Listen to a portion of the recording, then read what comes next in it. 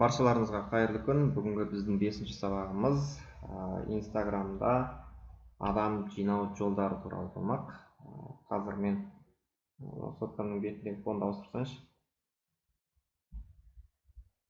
Ауыстырыңыздар.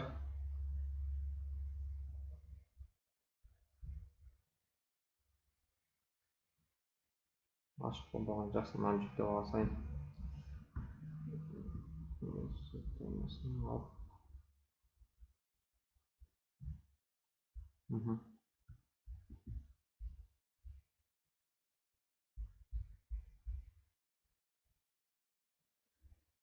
Қалып отырғанына.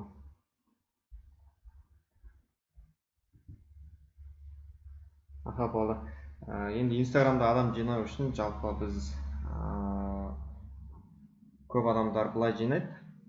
Мысалы, танымал бір жұлдыздардың немесе танымал әлеуметтік парақшаларға кіреді да, сол арқылы адамдар жинайды. Бұл бірінші жолы. Мысалы, Қайрат Нұртастың парақшасына кіресіз.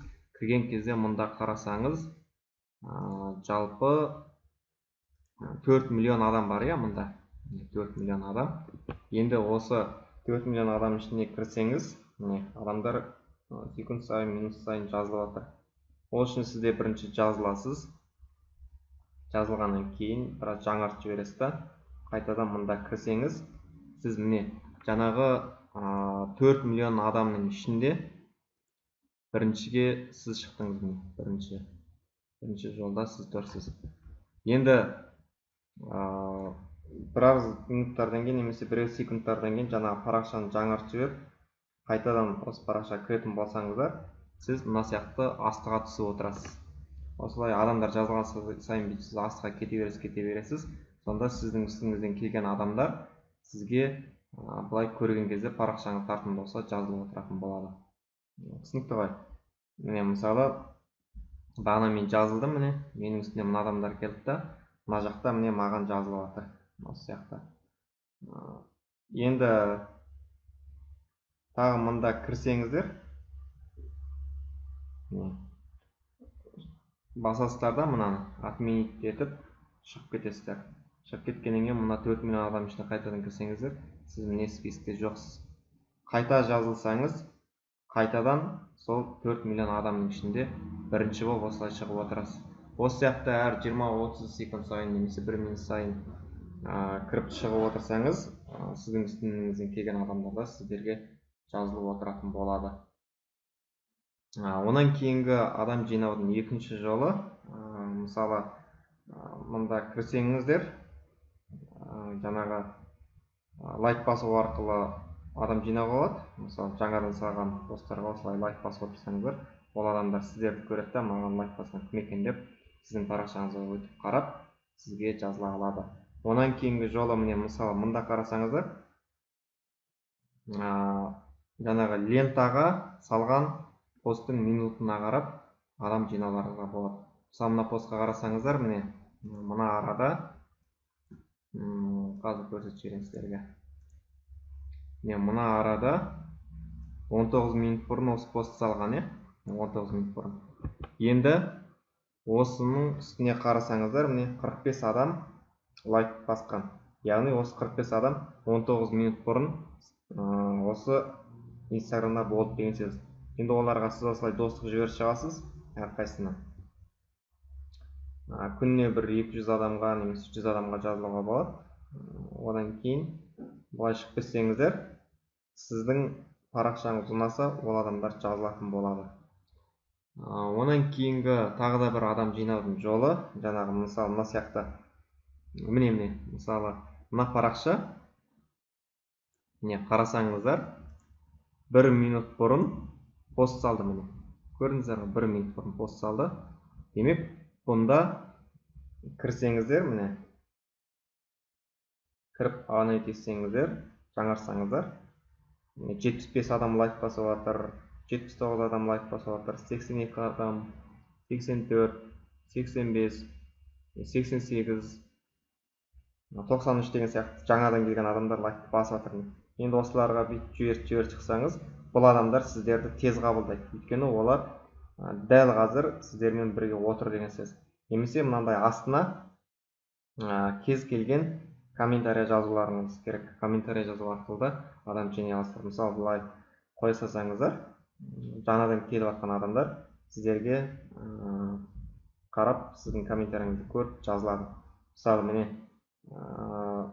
екі адам комментарий жазды, біреуі мен, біреуі тағы бір қыз мысалы.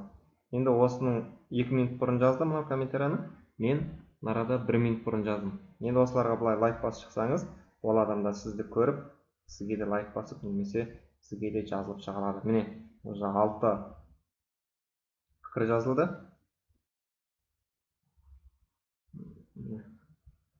6 пікір, 184 лайк деген сияқты міне басылып жатыр. Осылай да адам жинай аласыздар. Онан кейінгі бір жолы конкурс ұйымдастыру арқылы адам жинауға болады, немесе жаңа конкурс ұйымдастырып жатқан адамдарға спонсор болу арқылы сіз адамдар жинай аласыздар. Мысалы, міне мында қарасаңыздар, конкурс ұйымдастырып жатыр міне. Осындай конкурс ұйымдастырған адамдарға сіз спонсор болу арқылы адам жинай аласыздар. Мен мысалы осындай бір конкурсқа қатысқан кезде 15.000 теңге беріп қатысқанда маған 9-10 мың адам бір жолда келді. Яғни осындай конкурстар арқылы жинасаңыздар адамды тез жинай аласыздар, және тірі адамдар сіздерге келеді. Ал егер де жаңағындай раскрутка жасайтын, накрутка жасайтын Telegram, iGram деген сияқты бағдарламаларын жинасаңыздар, онда да адамдар келеді, бірақ ол адамдар кейін сіздің парақшаңыздан шығып кетуі мүмкін, немесе шықпаса да белсенділік арттырмауы мүмкін.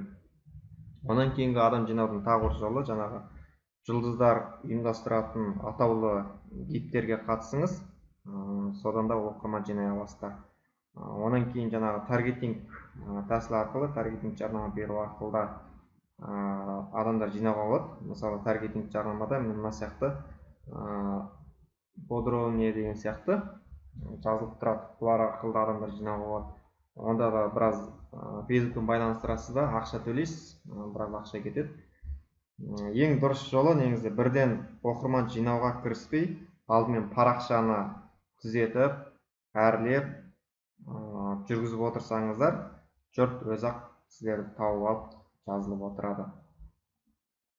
Мысалы, айта кетейін, мынарада бір парақша бар.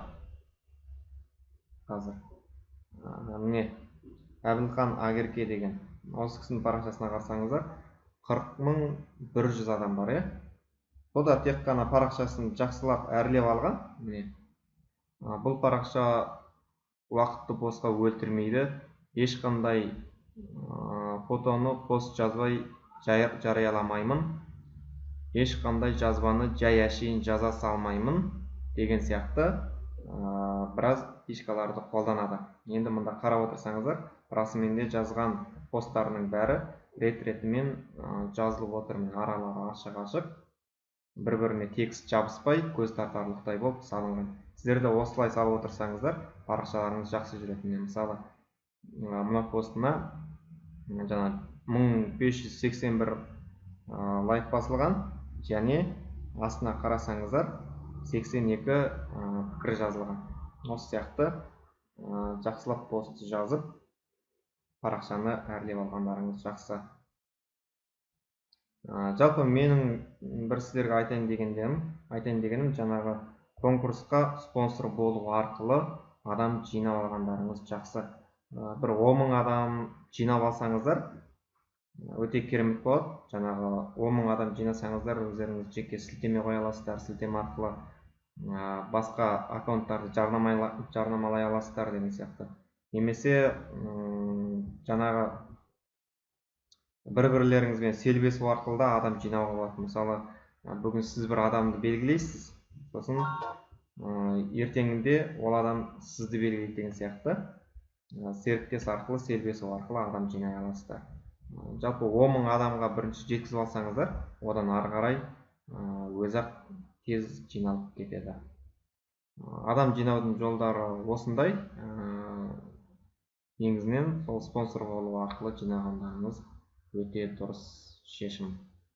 Накруткамен жинауға да болады, бірақ мен сіздерге айтып өттім, онымен жинағанмен бәрібір артынан адамдар шығып кетіп қалады. Сол себепті белсенді ұстап қалу үшін жақсылап пост жазып отыруларыңыз қажет, парақшаны әрлеп. Міне мысалы бағана мен Қайрат Нұртастың парақшасына кіргеннен кейін осы адамдар маған достық жіберіп жатыр. Осылай жинай бересіздер. Осымен біздің 5-ші сабағымыз аяқталды. Енді адам жинаудың жолын ары қарайда мен сіздерге айтып отыратын боламын. Жаңағы жеке парақша ашамын, сіздерді қосам, өзімнің ойыммен күнделікті бөлісіп отыратын боламын. Сау болыңыздар.